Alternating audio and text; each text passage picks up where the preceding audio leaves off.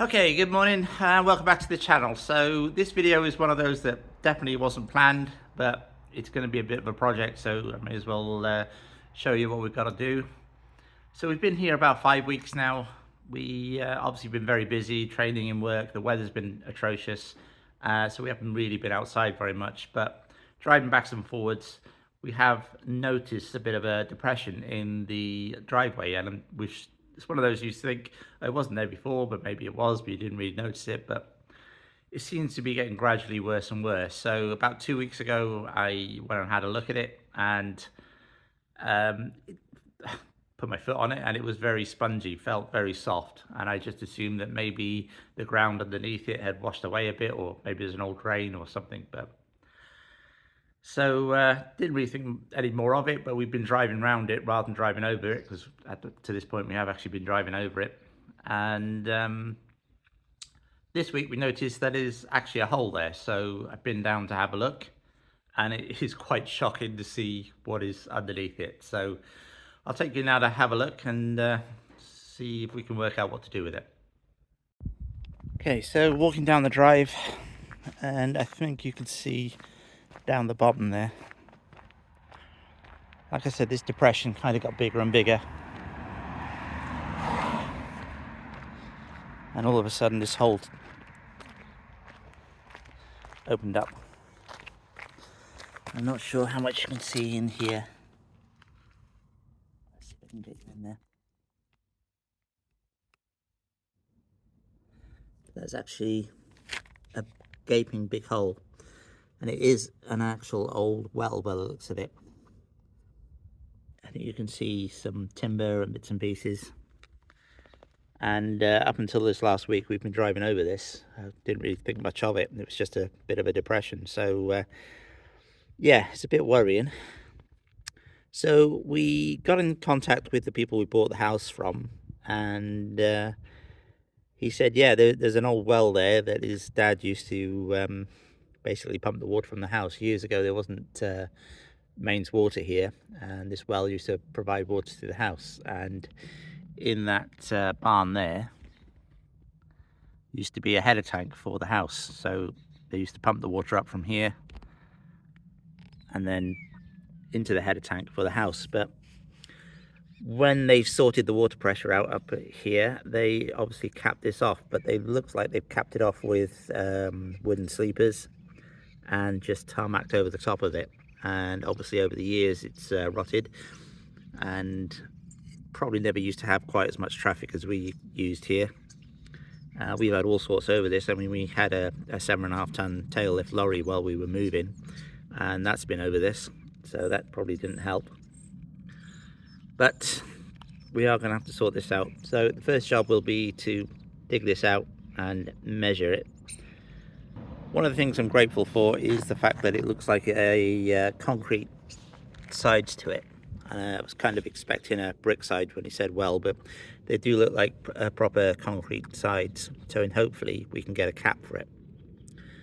And I've made a few inquiries, but it just depends on the size of the actual concrete rings that we need the cap for. So the first job will be to get the digger out and dig this up and have a look. There is a bit of time lapse in this video, unfortunately. This is because obviously doing it on my own, going backwards and forwards, I didn't have everything needed to get this done, and it took basically a week to get it sorted, but I'll try and keep it to a minimum. This is my new mini digger that I bought from Matthew at Carter Diggers about 3 weeks ago, after looking for one for ages, looking for a second-hand one basically. There is a fair few for sale on places like Facebook Marketplace and eBay, but for some reason there's so many scams now on Facebook Marketplace, it's almost pointless looking on there. It's just horrendous. Anything you think that might be okay, you have a quick look and then see what else they have for sale just to check them out. And you've got private traders on there with basically more stock than your local car supermarket. They've got all sorts of cars, ranging from motorhomes to cars to lorries, all sorts of things. And these people just haven't got these cars. They're copies of adverts or other people. All they're doing is fishing for information. It is so frustrating now. I don't know why Facebook allow it, but the trouble is it just gets to a point where you get so frustrated it's no point even looking. Anything I did find that wasn't a scam was either sold if it was a bargain, or it was completely worn out, or completely overpriced. There just doesn't seem to be anything in between. So this led us to look for a new one, and this is how we found Carter Diggers. So I popped down to see Matthew at Carter Diggers just to put my mind at ease and to have a look around. Now he's got all sorts of diggers there, not just the little ones, he's got some fairly big stuff there as well, and he does like tractors and tippers and all sorts of bits and pieces. And if you are looking for anything, he really is very helpful. I'll put a link in the description for his website. But it just put my mind at ease and had a look, made sure they got spare parts and bits and pieces just in case. But yeah, it was all there, so I was really happy, and I pulled the trigger on this little digger that we bought. So this is a Carter CT10, I believe. So we'll do a proper introduction video on the digger, but this is my first time actually using it. I have used diggers in the past years ago, but not for a long time. But yeah, it does take a bit getting used to. But eventually managed to get the hang of it and move these bits and pieces around. So I'll let you watch me struggle on with this, and I'll put a bit of music over the time lapse.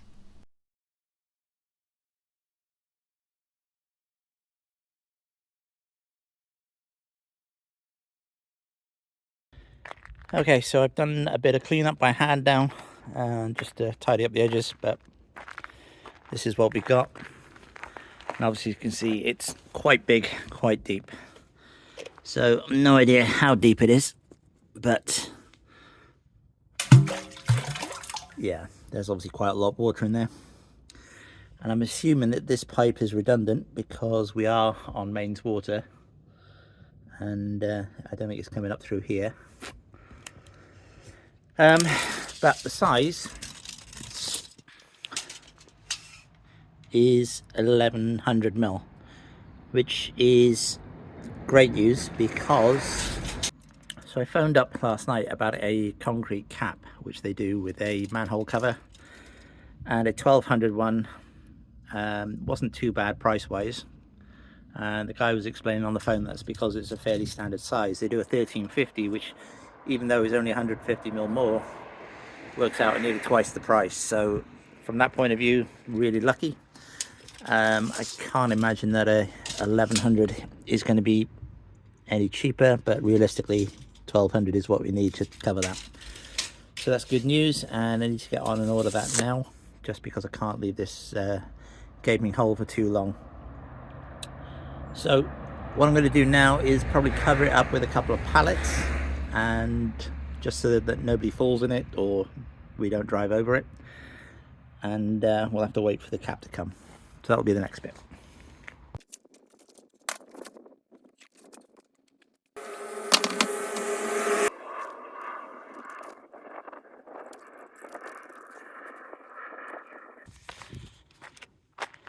Okay, so I'll leave it like this for now. It is very obvious, or should be obvious, that there's a problem here. We've got enough room to drive past it with a car, so that's okay. And I'll go and order the cap now. Once the cap's here, I'll bring it back and we'll get it fitted. So the company we had the concrete cap from was called JDP Limited, and they're very helpful right from the word go. The salesman sorted everything out and arranged for delivery. The driver managed to put the cap straight onto the chamber. You really couldn't ask for more. Very, very impressed. So that's the concrete cap fitted. Really helpful guy on the lorry, and the company in general very helpful, really easy to deal with, and they did this all at short notice, which was really helpful. So this cap is rated, I think, at 12 tons. There was a slightly cheaper one at 3.5 tons, but to be honest, it really didn't make that much of a difference in price, and obviously just having the extra redundancy makes a big difference. We may have lorries and bits and pieces coming over here, and it just makes sense to get the stronger one. The hole is offset, and it's on purpose to allow access to the steps into the chamber, so if need be later on we'll be able to get down in there. Height wise it's not too bad, but we're not sure where the driveway is going to end up at the moment, so if need be we can always lift it off and take a piece out the ring and drop it down a bit. But for now, at least, we'll just be covering it back over and infilling around the sides and just putting the manhole cover on.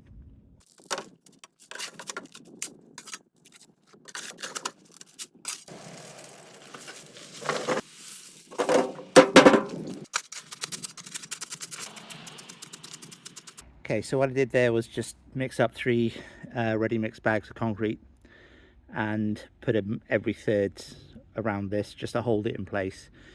That one over there will just push against this, the hole, same as this side and same as this side. It's just going to hold it in place. Now I am aware that this is far too cold to be concreting. It's about 1 degree here at the moment, and although the sun is on it, so that should help a little bit, it is going to get covered over. But this is not structural concrete. This is literally just to hold this in place. If you were doing a floor or building a wall or whatever, then yeah, definitely don't do that. So all I'm going to do now is just get the loose bits and pieces, fill in around it for now, and I'm going to place that manhole cover just in place. Not actually going to cement it down because that needs leveling up anyway. This slab isn't level, so I'll just infill around these bits and pieces, cover over the concrete as best I can, leave that go off, and then I'll come back in the morning.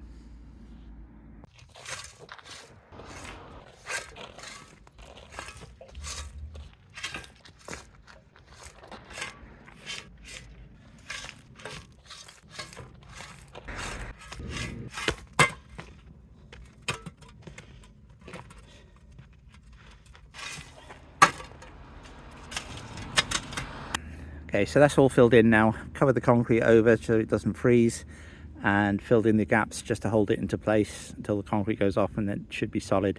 I'll go around then with a tamper tomorrow and just tamp this all down. I'm not sure why that bit of the drive over there is also quite soft, but we'll look into that. But tomorrow then I'll come back and we'll level this manhole cover and then just tarmac over the top of it, just patch it for now until we decide what we do with the driveway. So I'll bring you back in the morning.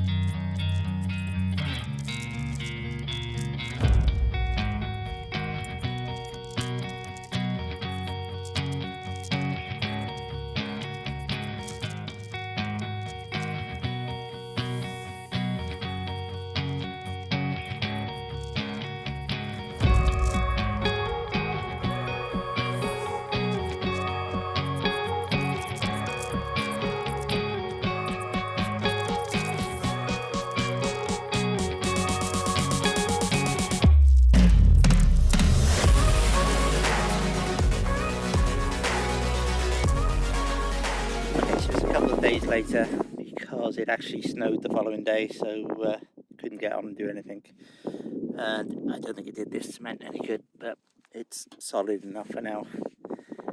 So what I'm going to do now is just patch the remaining bit with a bit of cold lay tarmac. So the edge there is fairly good, but over there not so good, so we'll see what we can get done. We'll just compact this down now and then put the cold lay into it and see how we get on.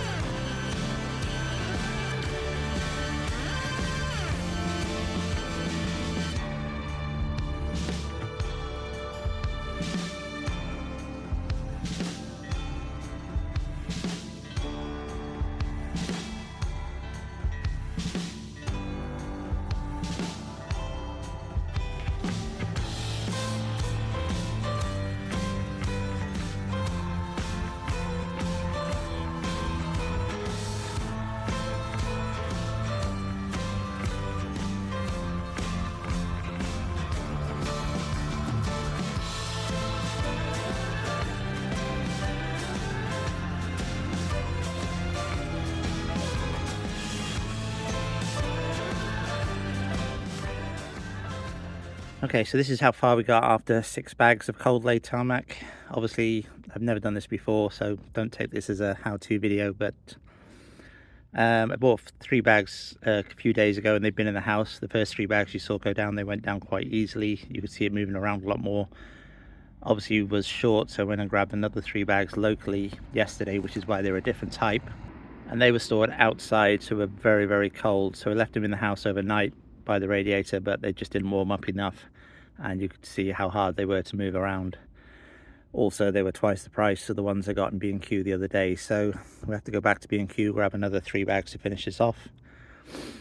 If you are enjoying these videos, please remember to hit the like button and subscribe if you can. It really is helping the channel out. So we're going to go and grab another 3 bags, but that'll be it for this video. I may bring you back and show you it finished in another video, but I just need to get this sorted out and uploaded. So thanks for watching, and I'll see you again shortly on the next one.